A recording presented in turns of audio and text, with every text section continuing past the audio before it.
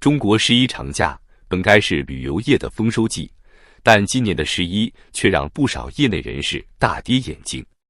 从沿海到内陆，从南方到北方，众多旅游从业者都在暗自叹息。不仅是网红民宿遭殃，整个旅游业都陷入了寒冬。那些号称顶流的景区，比如重庆洪崖洞、西安大唐不夜城、张家界等，居然都亏得一塌糊涂。先来听听几个网红民宿老板的哭诉。阿强从2019年就在莫干山经营民宿，他当时看准网红民宿这条赛道，在装修上下足了功夫，还提供当地特色餐饮，这几年生意一直红红火火。然而11长假前，阿强明显感觉到不对劲，整个莫干山的民宿并没有像往年一样大幅涨价，反而有些开始降价促销。与去年同期相比，有的民宿价格打了7折，有的直接腰斩，还有的推出特价活动。但降价并没有带来客流暴增，预订量反而出现不同程度的下滑。阿强回忆道，去年11，我们这60间客房7天全满，一房难求，1500块都不一定能订到大床房。今年风向突变，800块就能订到大床房，价格几乎腰斩。10月1日入住率只有 70%， 估计5号以后更惨。谈及原因，阿强无奈地摇头，一方面很多人不愿意花高价住民宿了，另一方面今年莫干山又新开了不少民宿，狼多肉少，生意能好才怪。曾经文艺青年的天堂大理，如今也让民宿老板阿杰愁眉不展。阿杰有2间大理民宿，他介绍说，其中1间靠海，6间房，去年淡季单间都能卖到800-900，11涨到1000多，今年11才700多，入住率只有 60%。另一间距离古城2公里，8间房，4合院布局，今年11也只能卖到800多，入住率也就 60% 左右，这完全出乎阿杰的预料。为了这个黄金周，他前几个月投入了50多万元升级软装，加入不少网红元素，本想大赚一笔，原本以为50万投入不到1年就能回本，现在看来回本周期得大大延长了。本指望这次11爆满，平衡全年收支，这下子今年是要亏了，阿杰苦笑道。阿杰的遭遇只是大理民宿市场萧条的缩影。据官方数据，大理的民宿数量接近全国总量的 5%， 居全国前列。全州有近9000家酒店民宿，近12万间房，18万多张床位。显然，大理容纳不下全国 5% 的游客，市场严重供大于求。11黄金周本是青海祁连山高端民宿的旺季，近年来因为抖音、小红书等平台的推广，秋天的祁连山吸引了无数年轻人打卡拍照，当地旅游市场一度火爆，带动了民宿业的发展。民宿老板阿红说，我的高端民宿就在大西北环线上，往年11入住率 100%， 均价1000家。本以为今年山清水绿会吸引更多游客，没想到今年生意这么差。11前1个月预订量就只有去年同期的一半，价格700左右，打了7折。阿红无奈地说，屋漏偏逢连夜雨，今年11天天下雪，很多游客都不来了。目前看最多 35% 的入住率，价格打到6折，500块就能住。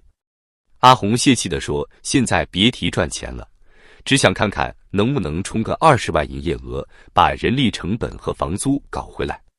10月20日后，草原下雪上冻，水管用不了，就得关门歇业了。不只是民宿，那些大景区的情况也好不到哪去。重庆洪崖洞这个文旅顶流，每天接待游客近10万人次，全国排名前3。但你猜怎么着？人均消费排在几百名开外。更离谱的是，过去2年净利润分别亏损340万和157万。这么多人挤破头进去，景区却还在亏钱，这不是天大的笑话吗？大唐不夜城在抖音上红得发紫，结果呢，上半年净利润才23.53万。没看错，就是23.53万，平均每天赚1307块。这点钱在西安连个像样的饭局都请不起吧？旁边的大唐芙蓉园也好不到哪去，营收1.85亿，净利润却只有可怜的85万。这两个网红景区背后的老板曲江文旅，上半年大亏1.8亿，光是坏账就超过2亿。去年还能赚1300万，今年直接跌进了亏损的深渊。这不是从天堂掉进地狱是什么？张家界的遭遇更是惨不忍睹。上半年接待游客2064万，听着不错是吧？别高兴太早。他们花了7年心血打造的大庸古城，上半年才卖出2300多张票。没错，就2300张，连个万字都没有。这数字估计还不如一家街边麻辣烫店呢。结果可想而知，一下子就亏了6400万。今年上半年 A 股21家文旅公司加起来才赚了10.8亿，其中宋城演艺一家就占了5.5亿，独自撑起半边天。更惨的是，12家公司比去年还不如，超过一半都在走下坡路。这种人挤人、钱没人的怪事，不光发生在景区，连旅行社、机票、酒店都遭了殃。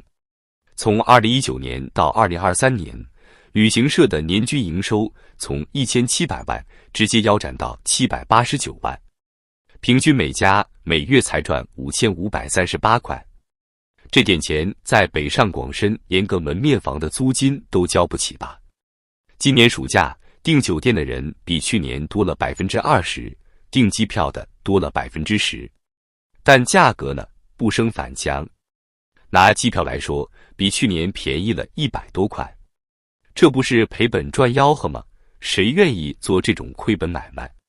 今年上半年，6大航空公司国航、南航、东航、海航、春秋、吉祥亏了超过55亿，光是3大巨头国航、南航、东航就亏了67亿。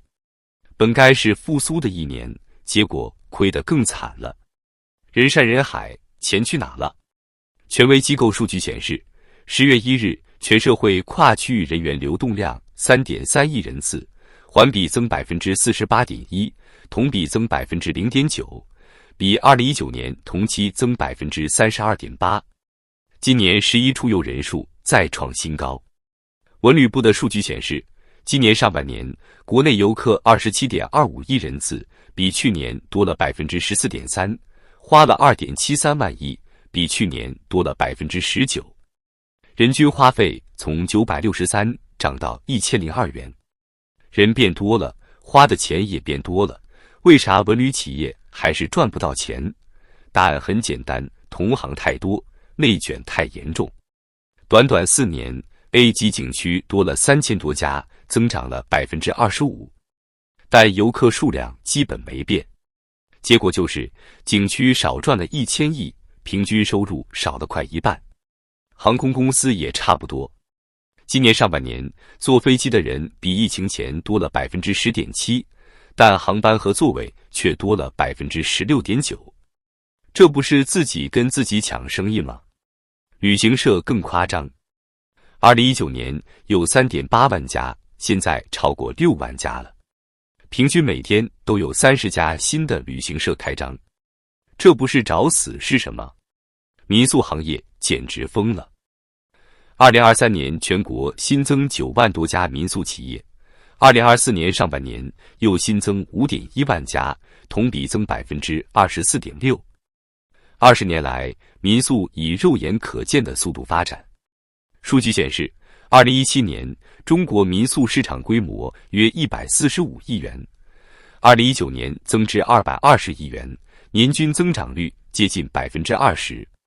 你说说，游客增长那么点，从业者却翻了好几倍，能不内卷吗？能不亏钱吗？民宿增速远超游客增长，即便打上网红标签，消费者也陷入选择困难症，最终只能是经营者低头降价。即便是生意还不错的5·1黄金周，也不如从前。数据显示，2024年5·1假期民宿平均入住率 64.1%， 低于2023年的 65.7%。平均房价从499.4元降至414.1元，降幅 17.1%。